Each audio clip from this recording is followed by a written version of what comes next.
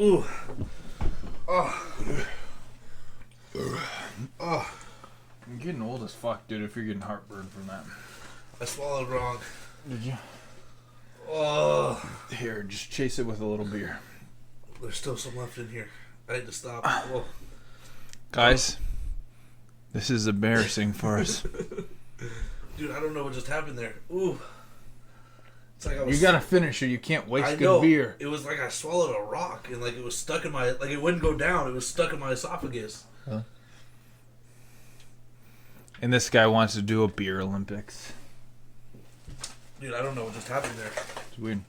That was... I've never experienced that before. If anybody knows, I swallowed... Felt like I swallowed a big rock. It got stuck in my esophagus. I couldn't take any beer. The beer got stuck. I don't know. I don't know. I don't know. It was just weird. Well, with all that technical difficulties, welcome to another episode of Two Drunk Guys in a Football Podcast. I am your host, Marcus the Hammer Mary. And I'm a... I'm skinny domestic. I feel better now. There you go. That's all I needed. Maybe I just got too much air there. I don't know. Today's episode is we are going to talk about the top 10 best top 10 draft picks of the last 10 years. Did I rock it? I think you did it better than what I would have done. I'm There very you go. impressed. Yeah. Yep. So, pick number 10. We'll do who the best picks number 10. Number 9, if you didn't understand how Marcus explained it. Yeah, I just thought it would be fun to just kind of see how much alike we think. I did include like notable picks, guys that maybe I didn't pick that could, other people pick too, just to kind of think about who all was kind of drafted in those spots. Because over the last 10 years, how many people are like, oh, I remember exactly who was picked number 4th overall in the 2016 draft, or it's been some time. So, we're gonna start at number 10.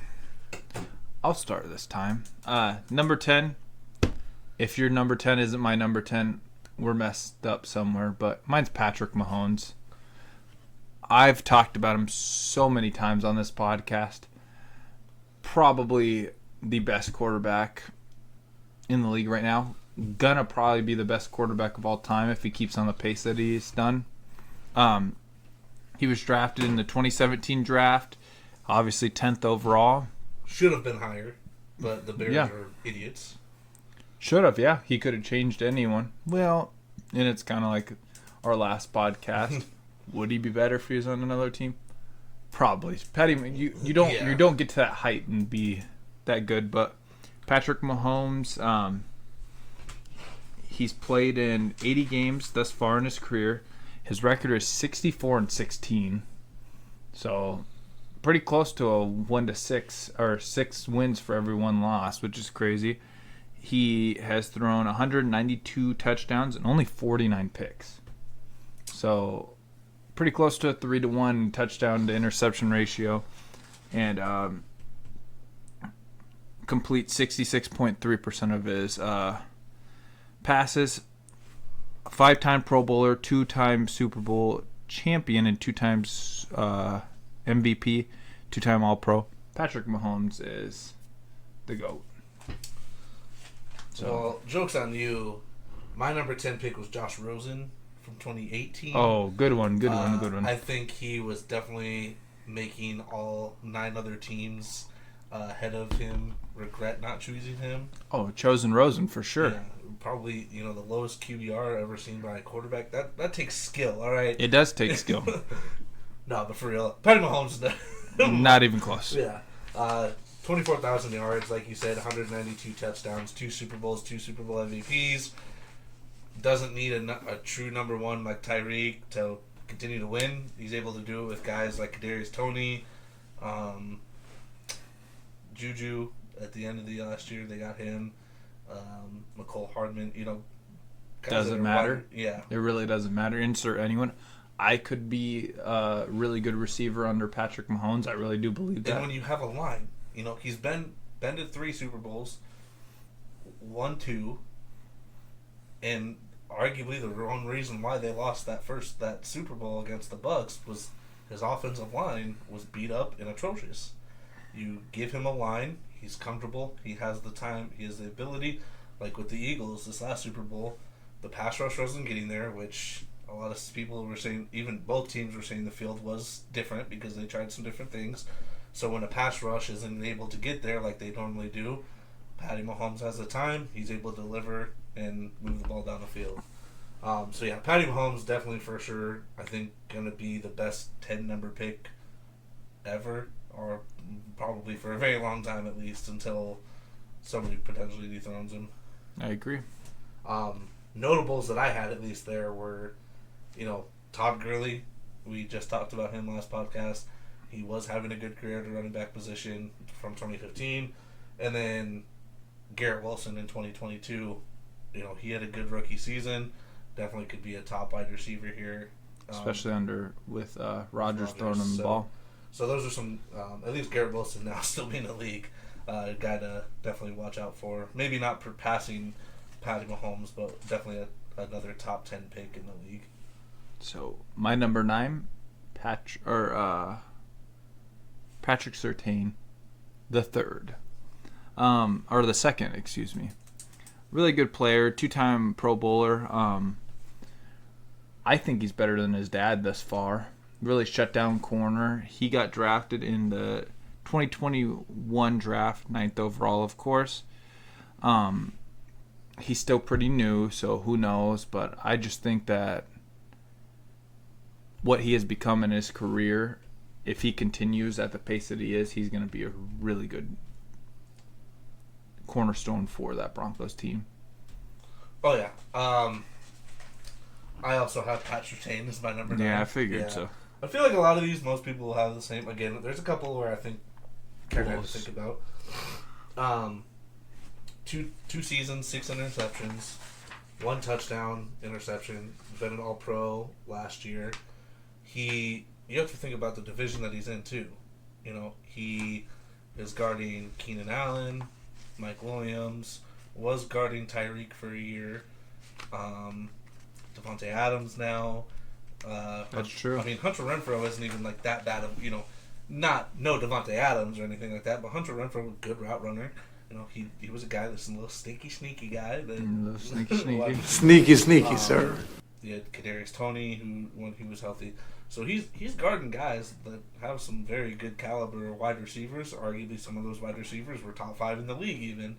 And he's been able to hold his own, especially last year. Last year was clearly between his rookie year and his only 2 years in the league. Definitely has been that guy. Top player, top corner. As he continues to guard those type of receivers every year in and year out, as long as if he stays with, continues to stay with Denver in his career, yeah, he definitely is going to have a very successful career as a cornerback. And with how I feel like at this point with wide receivers, it's really hard to if a wide receiver's on the field and no injuries type thing, like unless you're getting like the Eagles practice squad edition where all the top 5 guys were hurt, you're usually guarding wide receivers that I wouldn't say are bums. They all can, they're all faster, they're all athletic, they all can catch. They, even a wide receiver 3 nowadays is still pretty decent. So being able to just guard all those, anybody that comes out to him, he's able to lock them up. Besides Sauce Gardner, he's probably the best young corner in the league right now. Oh, yeah. Sauce Gardner is really good. Yeah, so it's hard to... I would definitely agree with that. And then,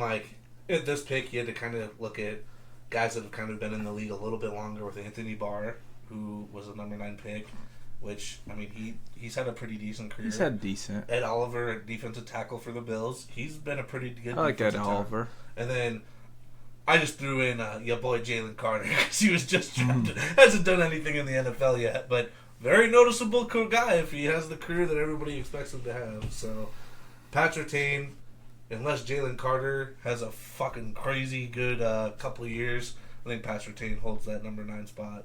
Should, yeah. Number 8, I have CMC, Christian McCaffrey. He was drafted 8th overall in the 2017 draft. Christian McCaffrey is the most versatile back in the NFL, in my opinion. I truly do believe that he could play receiver in the NFL and have a successful career. We could look at him and, he'd probably fit like the Julian Edelman, Wes Welker role. He's an excellent runner. He's a good teammate. And it's crazy that he's never had less than 700 yards rushing or receiving in the NFL. So he's just an overall stud. He, if you look at his career, 700 yards receiving.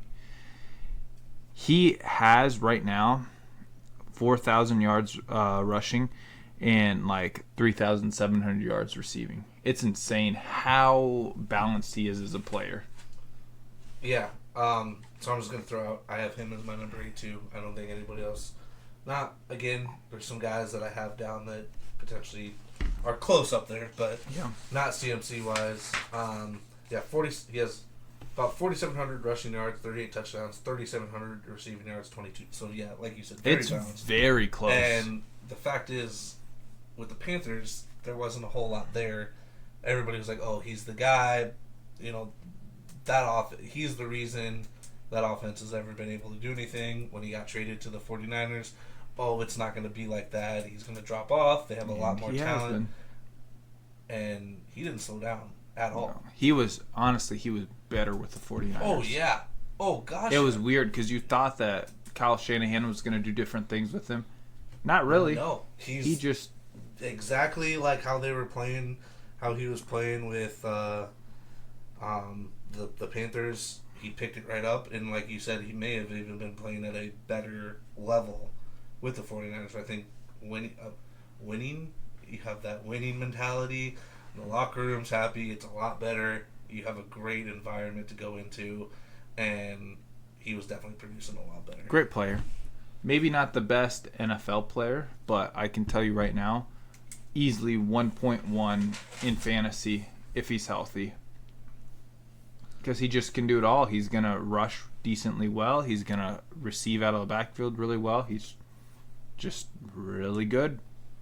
Yeah, I agree. I think the next closest would be even Austin Eckler into that aspect, which even Austin Eckler isn't even putting up 1,000. He's not doing what seems. He's putting up, 8-9. He's just a literally just a. And I would say they're comparable receivers out of the backfield. Oh, yeah. But Eckler does see a higher volume, I believe. Probably, yeah. But CMC is a way better rusher than him. Way better rusher than him. My number 7, Josh Allen. Is your number 7 not Josh Allen? Okay, good. We actually broke it. Josh Allen was the 7th overall pick in the 2018 season. Josh Allen out of Wyoming was not that good, in my opinion. I remember watching him play against Iowa State, and I wasn't really impressed.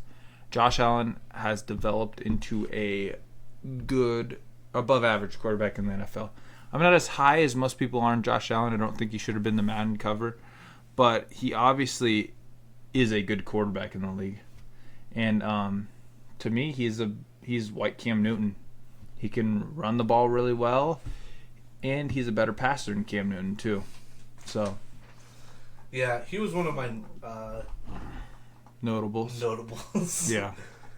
Both Josh Allens actually were, because the linebacker Josh Allen was drafted for the Jags the year after in that 7th position. It's the Bills one that I'm talking about, not the Jaguars one. I put Mike Evans. Yeah.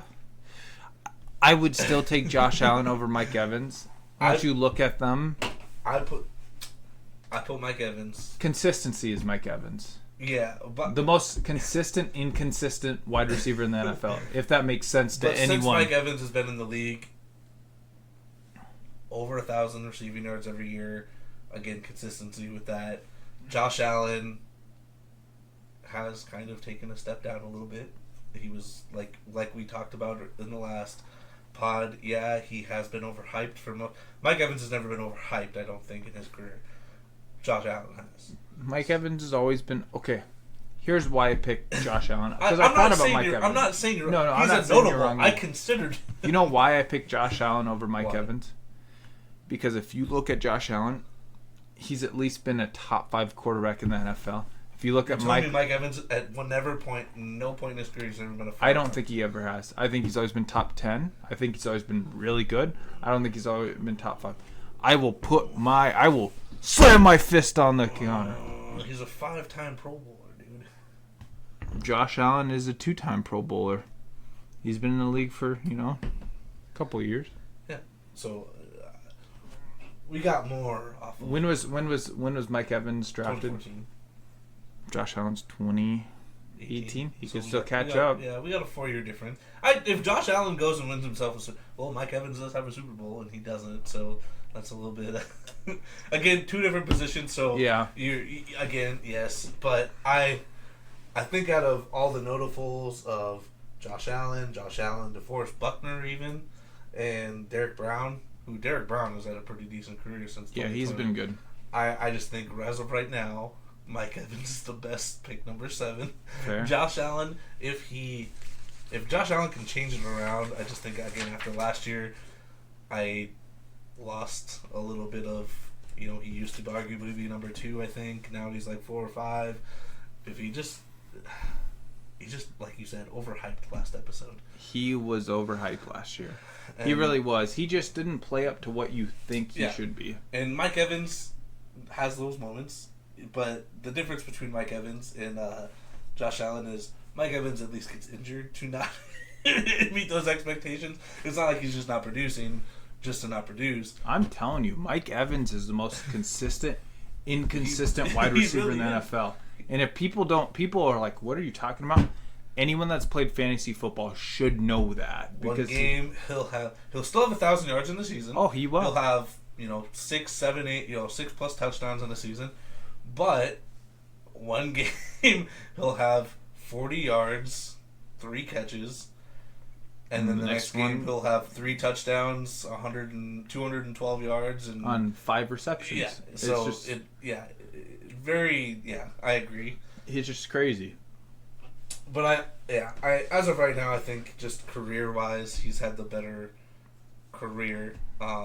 Again, 4 years longer than Josh Allen, but yeah, I did consider Josh Allen. Don't get me wrong. I also just kind of am biased and do not like the guy at all. So, big on Mike Evans. So I think that bias kind of plays into there too. It's fair. My number 6. I think we're gonna be on the same one. I'm not the biggest fan, but out of looking at all the top 1.6 players in the NFL in the last 10 years, it's got to be Justin Herbert. I actually didn't go Herbert.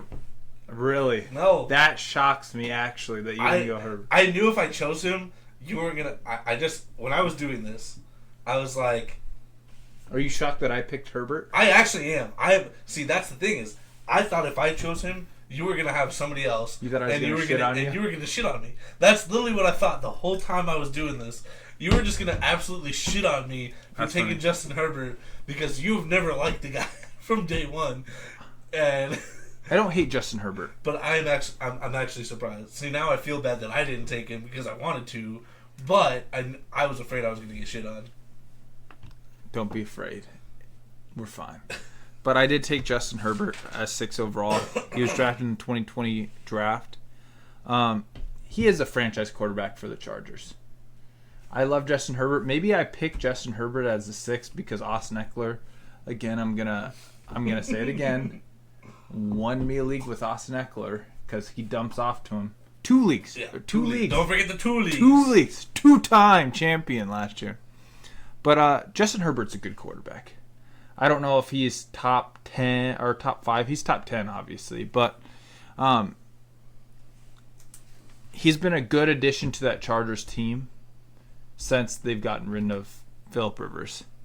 Last year, he had a good season. He went 10-7, had 25 touchdowns, 4,739 yards. Really good player, really gritty player.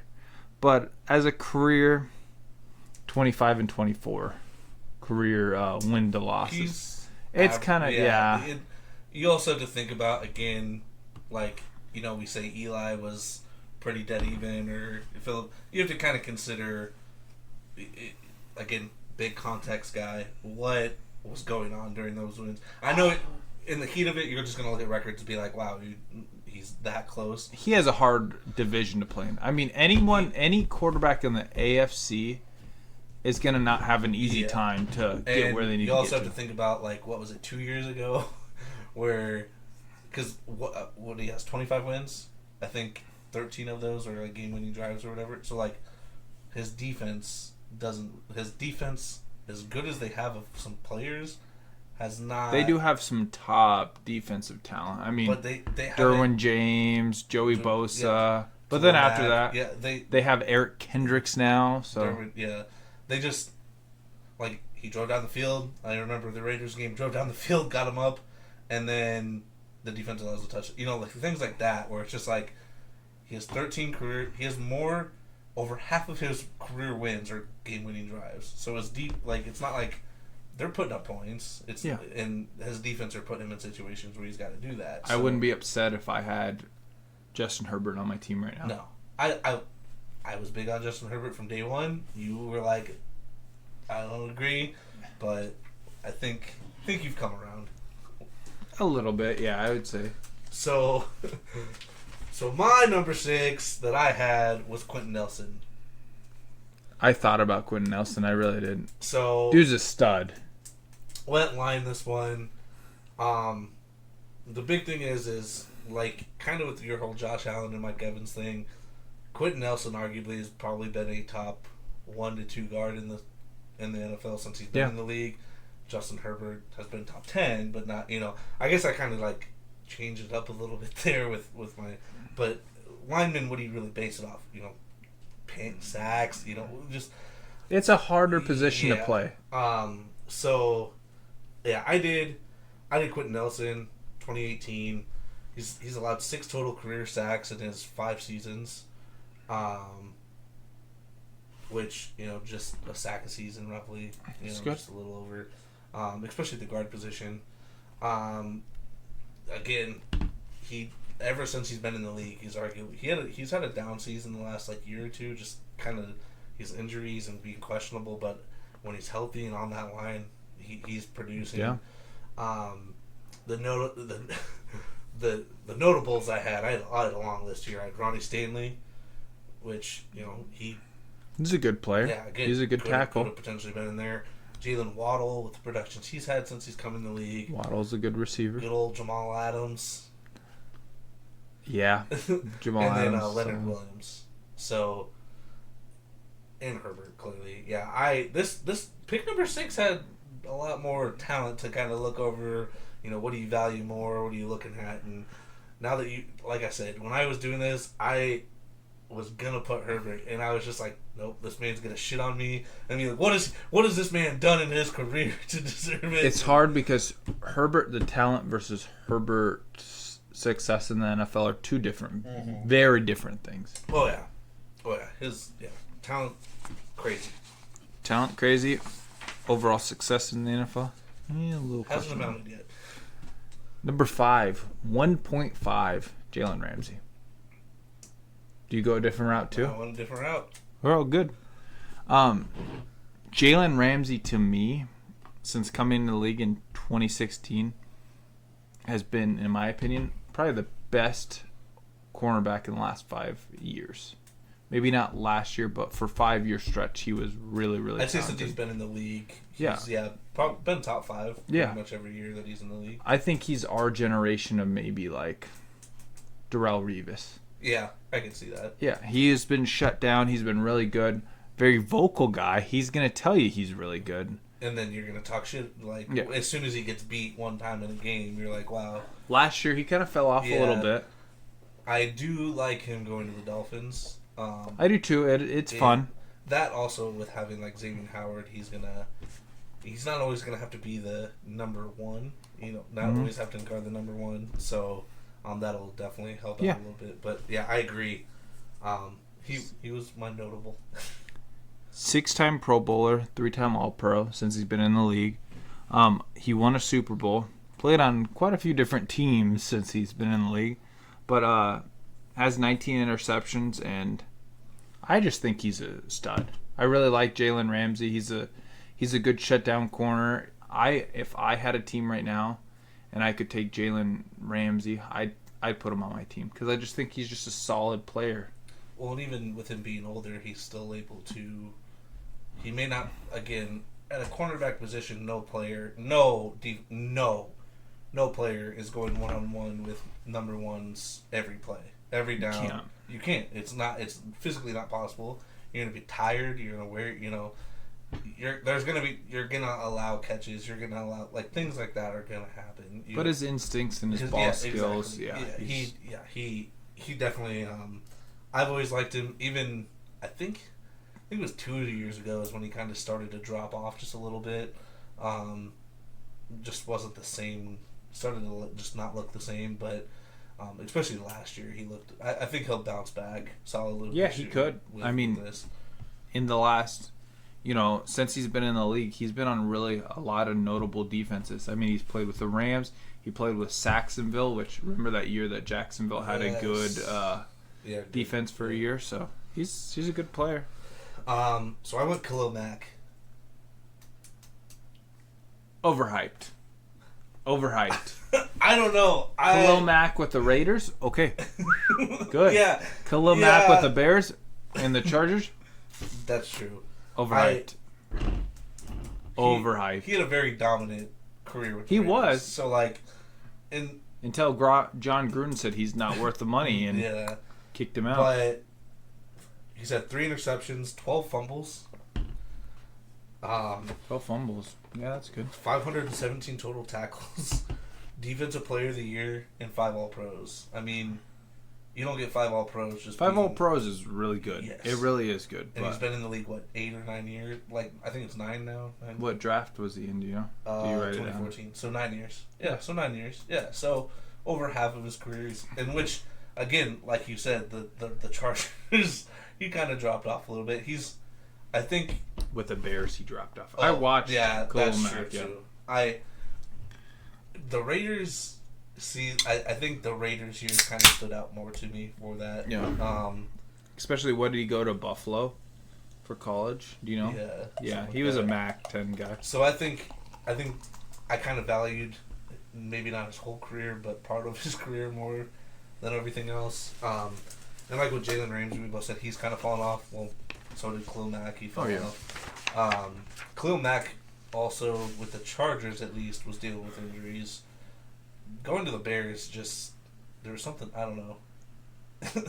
I don't know what happened, because it wasn't like he was... The Bears wasted away a lot of players then. That's true. But I had Khalil Mack primarily his Raiders years, clearly, he was dominant. When you saw Khalil Mack on the other side of the ball, pass rushing, he was just one of those guys that was changing games at the defensive end position.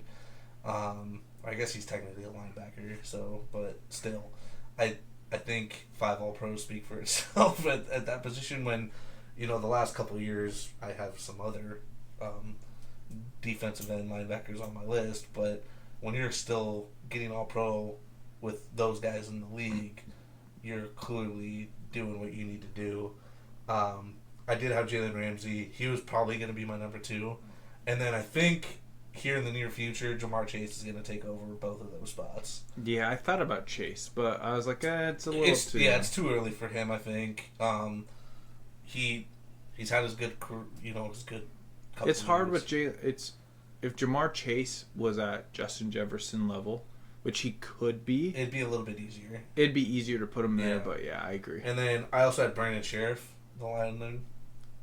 Good player, yeah. He's been a solid offensive But I haven't heard about him for a while, though. Yeah, again. That's someone that, 3 years ago, you heard about a lot. Notice pick number 5, Khalil Mack, great start, kind of dropped off. Jalen Ramsey, great start, kind of just dropped off. Brandon Sheriff, great start, kind of dropped off a little bit. Ja'Marr Chase is still relevant because he's so new, but pick number 5 is pretty much wide open for Ja'Marr Chase to go and steal that here in the next probably couple years. I think I know who you went with for.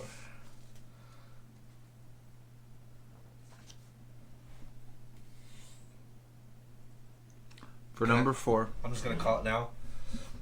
Say it. You went with Zeke. I did go with Zeke. Yep, I knew it. I did. The 4th overall pick in 2016. What you think about workhorse running backs in the NFL since 2016? You can't not put Zeke in your top 3. Dude was pretty explosive in the beginning of his career, was a tank, and was good out of the backfield. And that's Zeke Elliott.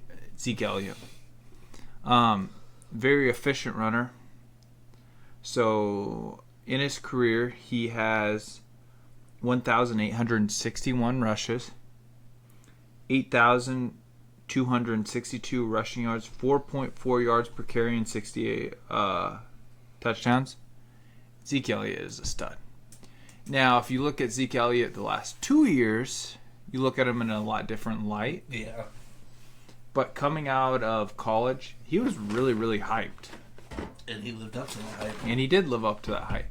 Now, granted, he's had over almost 2,000 carries in his career.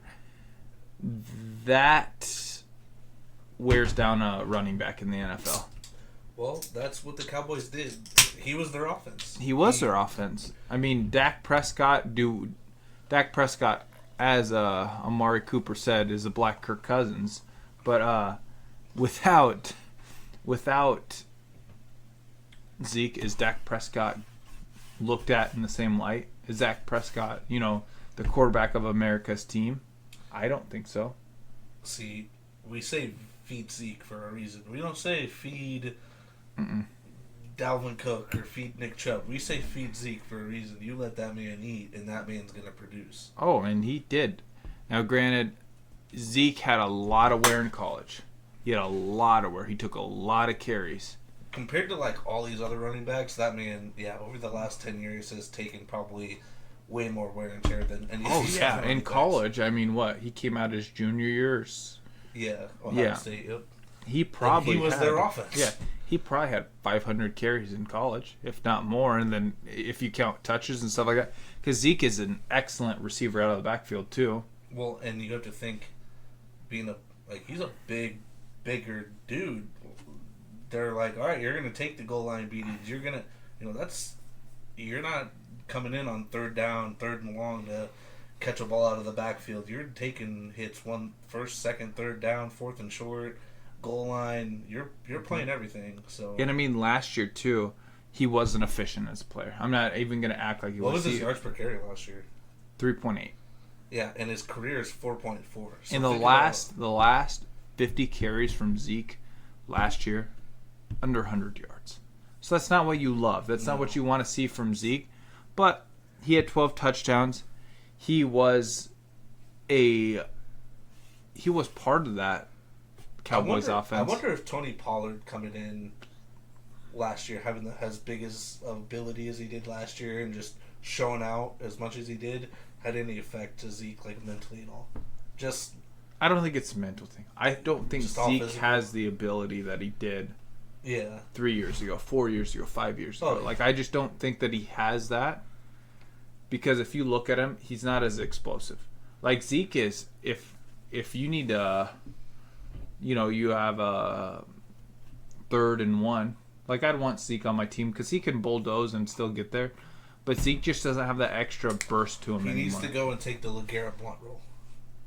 Yeah, that's literally what he is. That's what LeGarrette Blount did for the Eagles, the Pats, and the Lions. He was and Blount, Blount was a big guy. Yeah, he was a big running back. Yeah, and goal line guy. Yeah, exactly. That's kind of what Zeke does. I'd agree with that actually. That's what Zeke. And he's a better receiver out of the backfield than Blount is, and he's an excellent pass blocking running back. Excellent. Just can't play center. Well, I don't know what the Cowboys were doing with that. I'm not Jerry Jones. I'm not Mike McCarthy. That was so. I'm not Kellen Moore, so I don't know what they were trying to do, but it wasn't good. So I think I went a biased pick for number 4, and I went with Lane Johnson. I thought about Lane Johnson. I actually did. In his career, he's allowed 25 total sacks, but I think the last 4 years have kind of really defined him as a tackle. Last 4 years, Didn't he wear his dog mask? Yeah, dog mask in the Super Bowl year. Last 4 years, he's allowed 2 sacks. Last 2 years, he's allowed 0 sacks. While playing with injured. Like, complete injured. Shouldn't probably even be on the field out here stopping dudes like Micah Parsons. Which, Micah Parsons was lining up on his side a lot when they were playing the Cowboys, and he was doing his business. Just him on the... Again, the Eagles' offensive line is just phenomenal. And when he's a healthy... Like, back when we had Jason Peters, too. When Peters was a little bit younger, wasn't as washed up yet. You know, him and... What year did Lane Johnson get drafted? Do you know? 2013. So he's 10 years. He's pushing it. He's older. But last 2 years, he's been 0 sacks. Money, yeah. Yeah, been money. Even 1 sack a year, I'll take it. I'll take 1 sack a year. So the last 4 years, he's arguably been the next closest tackle is Tristan Wirfs. Yeah. Which I think, not to be biased, but I think Lane Johnson is 1A, Tristan Wirfs is 1B in terms of tackles.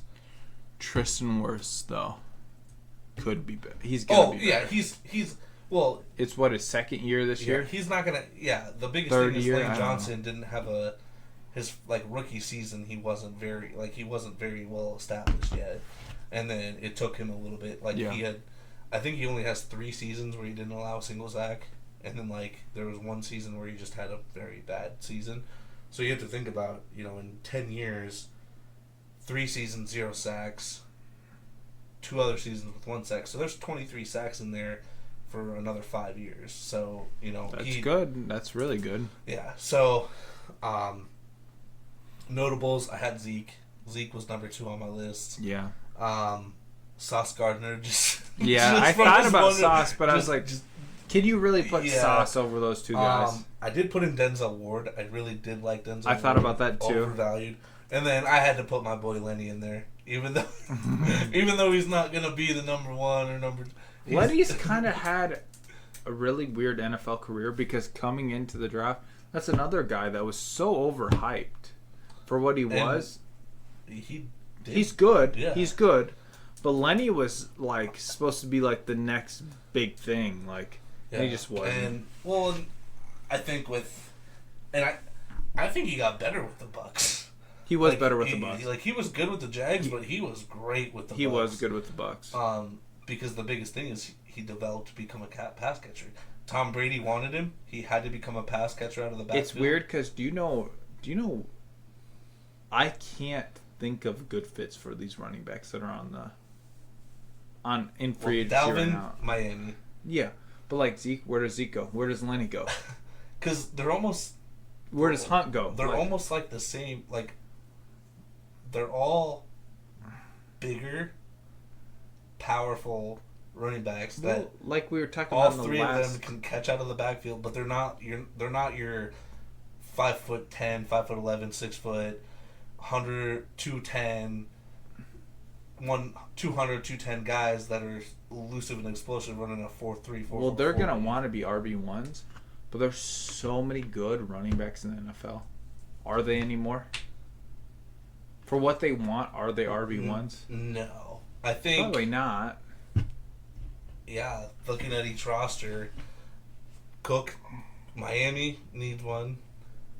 But then even Buffalo, do they want a running back? Do they care? They got Dalvin Cook's brother, James Cook. But James Cook. He's a smaller guy. He is. Dalvin. Could they use a guy at the goal line? They probably, but the other one is we have Josh Allen, we can do that with him. But you don't want to use your quarterback for that. But they do. Yeah.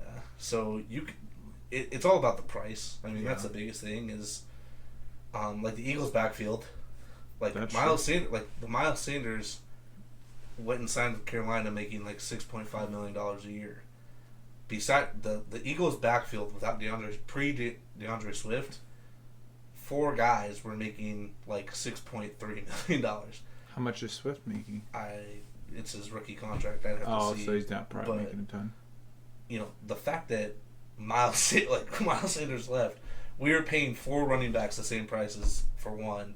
So it's really interesting to see if Miles Sanders is as a starting running back making 6.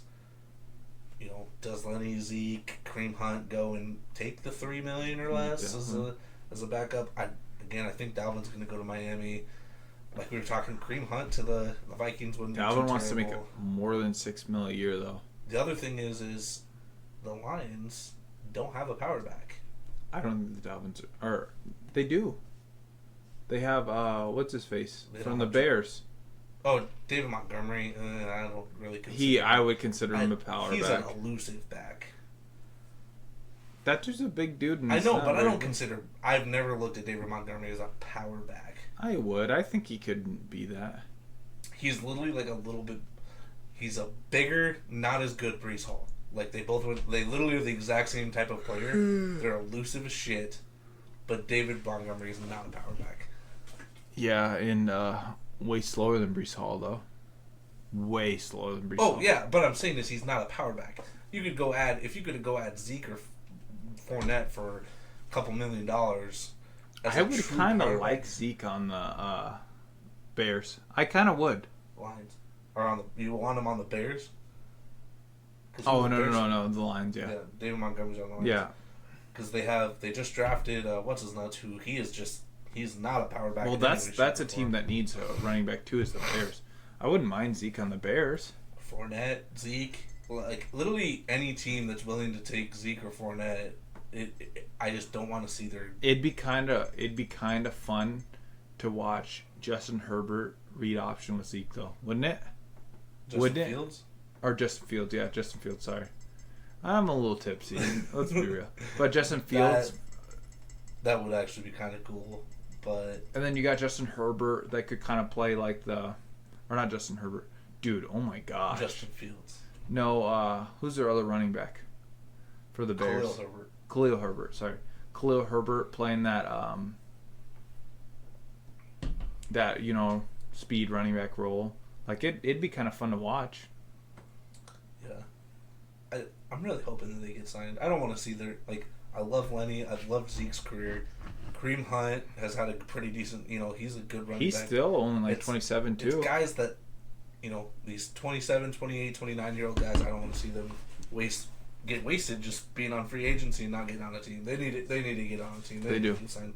But yeah, Lane Johnson, and then was my number 4. My number 3, which you'll see, I've had quite a few Ohio State players on here. So first off, my last 3 picks are all defensive ends. Last 3? Yes, 3, 2, 1 are all defense. I know who you have as 1 then, but my 2 out of my 3 are defensive ends. So you probably have Joey Bosa then. Yep. Yeah. Pick 3. Which a lot of Ohio State players on my list. Maybe not as much on yours, but a lot on mine. But Joey Bosa, solid defensive end in the NFL. Drafted 3rd overall in the 2016 draft. A stud for the Chargers. Not as good as my number 2 and his brother. Obviously, I'll give you a little sneak peek. But he is a 4-time Pro Bowler. He was a Defensive Rookie of the Year in 2015. And just a stud. In his career right now, he has 60 total sacks. Which I would say... 60.5, isn't it? Oh, yeah, 60 and a half. Whatever. But still, I would say that's pretty good for a defensive end. He's been kind of injured on and off quite a bit. Well, and yeah, that's a big one. 7 seasons, 60.5 sacks. I would say that's good. We view him as a top 3, top 5 true defensive end, not like outside linebackers like T.J. Watt. I'm going true defensive end. He's a top 3 defensive end in the league, but he has his injury issues, and that's what set him back. Because when you think about it, 7 seasons, 60.5 sacks, that's less than 10 sacks a season, which most guys, when you're they are dominant at that position, they're having more than 10, which... 10's the 1,000 yards for a rusher or wide receiver. So if you can get that 10, you're doing great. But yeah, his injuries have definitely held him back from what he could actually be put. And you know what's funny? So I actually played with some people once I played in college football at Ellsworth. There are some people that played in Florida with the Bosas, and they always told me that Nick is better than Joey. Which, I mean... And I remember thinking that. I was like, Joey's like... Back in the time, it's like 2017. I was like, Joey's a stud, man. He's over there balling out for the Chargers. Like, how could Nick be better than Bosa? Or the better Bosa? But Nick kind of is. As we'll see in a second, I'm sure. But you have anything else to say about Joey? Yeah. Just the injuries. That is the only thing that has kept Joey Bosa from probably hitting that next level. Yeah. Hitting being better or equal to his brother, or even some of the other guys I have on my list, or other just DNs in the league completely. Some other guys that I've good old Sam Darnold definitely deserves a oh, for sure. But no, for real, I had like Quinnen Williams. He's had a very solid defensive tackle good career. Player. And then Will Anderson this year. He hasn't played yet, but he's a little too early. Well, notables as in guys to watch out for in that number, because Quinnen Williams, with Joey Bosa's injury, Quinnen Williams could easily come in. If he has a great next couple of years, could come in and be better than Joey Bosa for that. I agree. Yeah, that's kind of what I was looking at too. Is just guys that potentially could come over and be that best 3 pick in the next couple years. And we have the same number 2. That's my guess. The next Bosa, the best Bosa is Nick Bosa. He's been dominant, man. Oh yeah, dominant. He is. Think about this. He's arguably the best player on the 49ers, and that 49ers team is so stacked. I don't even know if it's arguably. I just think he is the best. I wouldn't even. I know Fred Warner's good. I know CMC's good. Trent Williams. They got CMC. I think Debo you could throw in there. He's not the best, but you could throw him in there. To me, Nick Bosa, George Kittle. See, to me is Nick Bosa is just the best. I don't care whatever's on that roster. Nick Bosa is just way too dominant for what he's been in the last 4 years. And unlike his brother, in the last 4 years, he has 43 sacks. 3-time Pro Bowler, 1-time All-Pro. Like his brother, Defensive Rookie of the Year. And Defensive Player of the Year, I believe. Just a freaking stud, man. Yeah, if you compare it to his brother, 16 and a half less sacks in 3 seasons. That's pretty much a season. Rough, maybe not for him. A season and a half, he could catch his brother. Oh, so if he has 16 seasons next year, or if he has even 20 seasons next year, give him 7 seasons, he'll have more than his brother. He'll have almost 20 more than what his brother had at 7 seasons. The Bosas are good, man. That is out of all of the brothers in the league, they have definitely a good arguable debate on being some of the top best brother duo in the league. It's going to be hard with the Mannings. Hard with the Mannings. You have the Kelseys. You have the Kelseys. The Kelseys are good. The Kelseys are real good. Yeah. Jason Kelce's just a little bit harder because he's lineman. Yeah. But I would agree. I also threw in Saquon Barkley just because. Thought about Saquon. Saquon had his. Aiden Hutchinson had his pretty decent rookie year. Still a little young for me, and I feel like he's good but not great yet. That's what's the hardest thing about it. I wrote down Chase Young just because I really wanted Chase Young to be good, but unless something fucking happens, he's gonna be the fucking Jadeveon Clowney. I wouldn't argue with that. Yeah, I agree with that. Supposed to come in, supposed to be the best DN. Supposed to be able to put up all these numbers, and then you have like a subpar career. Which Chase Young news, he might be getting traded.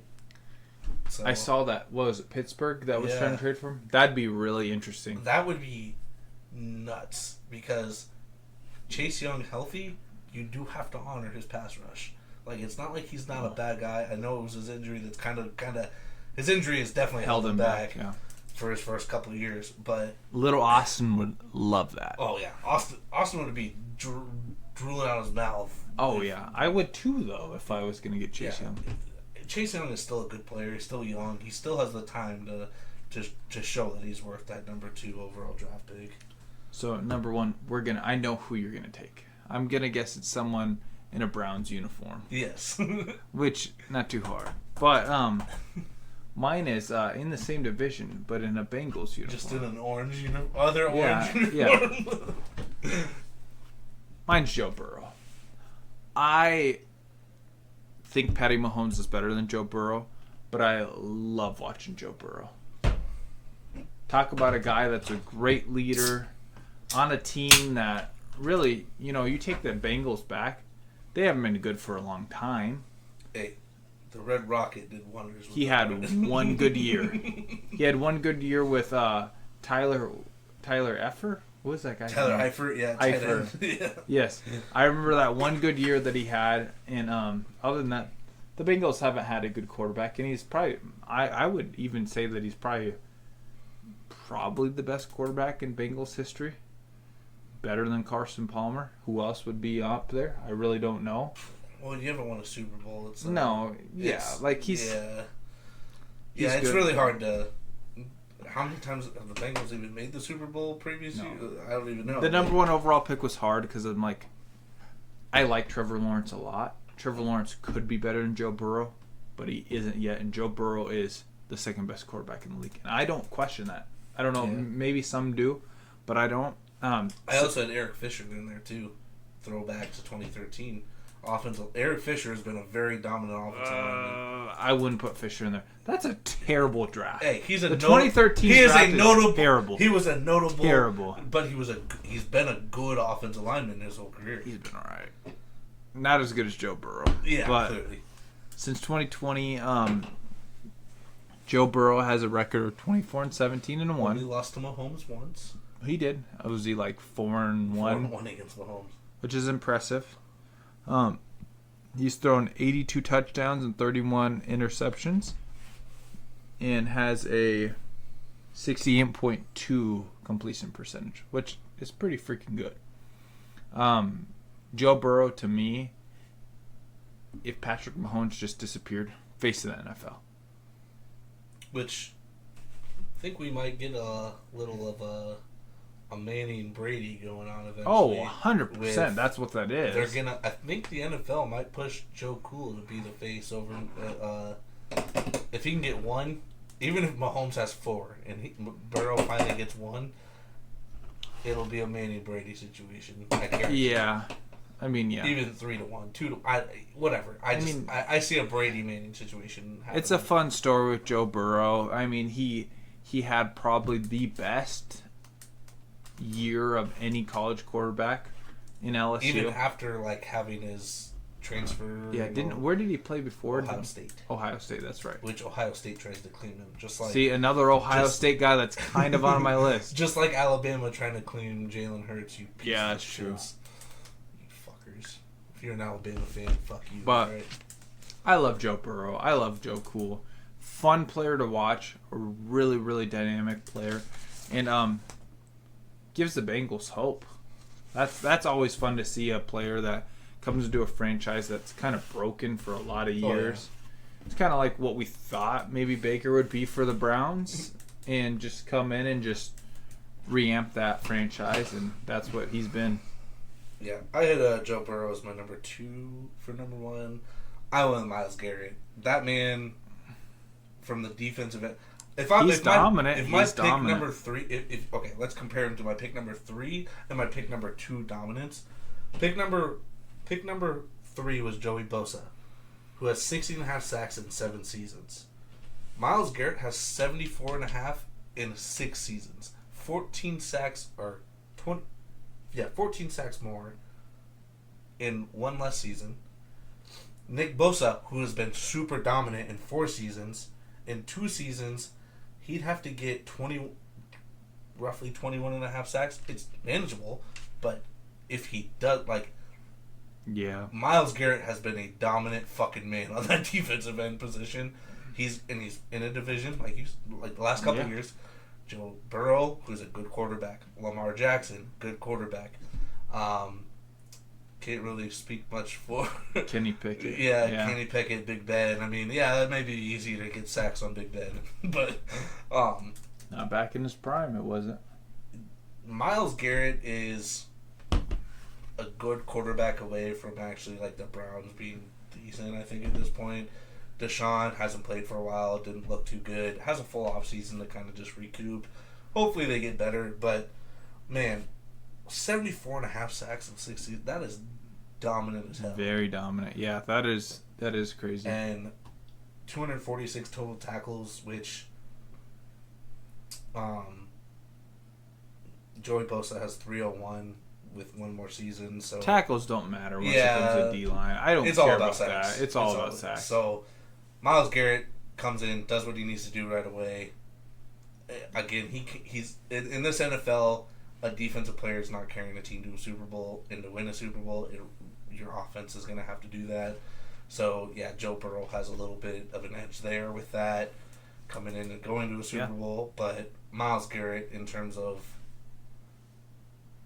he arguably could be the best defensive end in the league. I mean, I know Nick Bosa, Joey Bosa, Nick Bosa's up there. Myles has an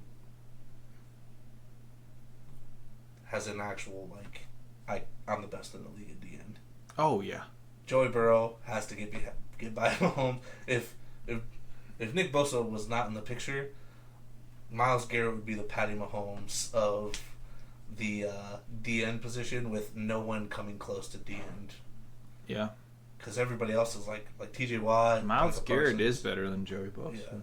Yeah. And Nick Bosa. Yeah. He's just so goddamn dominant. It's cool. And not talked about enough. Either. Yeah, well, because the team doesn't win. That's the big thing. Yeah. You overlook him, you're like, oh, the Browns, whatever. But, man, 74.5 sacks in 6 seasons. And, again, when you think of the Bosa brothers, you're like, oh, these guys are so good. He's putting up numbers relatively so much better than them and just overlooked because he's not on a winning team and not on one of the best teams with the 49ers. So I agree. Yeah, Myles Garrett, my pick number 1. Joey Bosa clearly has a better probably chance of, he's got 4 other seasons to make up to, get those stats up there.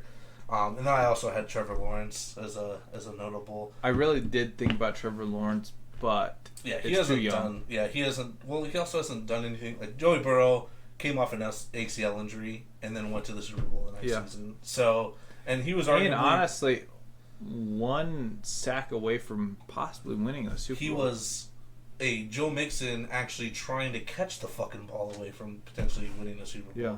Because Joe Mixon did not even try for that ball, and it was literally right past his outreach hand. Like, he didn't even try. So, yeah. And when you have 9 sacks in a Super Bowl, it's very hard to, your offensive line. And Jamar Chase beat Jalen Ramsey, who was also on the list. Yeah. So Myles Garrett's got that number 1 position for me. I agree. So. I agree, but I like Joey Bosa. or I like Joe Burrow better. You like Joe Burrow better. I get it. Everybody teach their own. I mean, for the most part, those top 10 we had probably pretty close. 5 or 6 equal, same amount, but which is good. One thing I want to throw out, guys, is kind of want to get this started where you guys either, I know most of you that probably like or subscribe or even watch this, have Marcus's or my number, or if you want to comment on things, just start asking us questions. It doesn't even have to be football related. I think that's something that I know people have been asking for more like unscripted stuff from us. Mm-hmm. During the off season, it's kind of hard to do because there's not there's not a whole lot to talk about. We can talk about news. We can take some of these things and then we kind of BS off of that. But off season very hard.